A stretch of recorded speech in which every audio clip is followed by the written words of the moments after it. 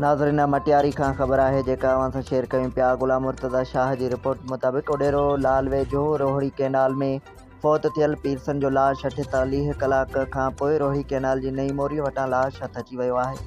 ओडेरो लाल station लॻ उर्स बिरोही जो रहवासी नूर मोहम्मद बिरोही मुबैना तौर रोहड़ी कैनाल में किरी फ़ौत थी वियो हो, जंहिंजो लाश 48 कलाकनि खां पोइ रोहड़ी कैनाल जी नई मोरी वटां हथ अची वियो आहे। जॾहिं त संदसि वारसनि जो चवणु आहे त नूर मोहम्मद बिरोही कुझु ॾींहं अॻु रोहड़ी कैनाल में वहिंजण लही वियो त पेर तिरकण सबबु बुॾी वियो, जंहिंजो लाश हथ अची वियो आहे। ॿिए तरफ़ पीरसन जो लाश ज़रूरी कार्रवाई बाद वारसनि हवाले कयो वियो आहे। लाश घर पहुचण ते घर में कोहराम मची वियो ऐं वारसनि खे बेहोशीअ जा दौरा अची रहिया आहिनि। यादि रहे त पीरसन जी ॻोल्हा करण में वॾी हिमत करण वारो सोशल वर्कर गुलाम मुर्तज़ा ॾेथो, सहाफ़ी ऐं सोशल वर्कर अली ॾेथो ज़ाती तौर ते सुबुह शाम महिनत करे मरहूम नूर मोहम्मद बिरोही जी तलाश में माइटनि सां गॾु रही ऐं उन ॾुखे वक़्त में बिरोही क़ौम जी हर मुमकिना मदद कई।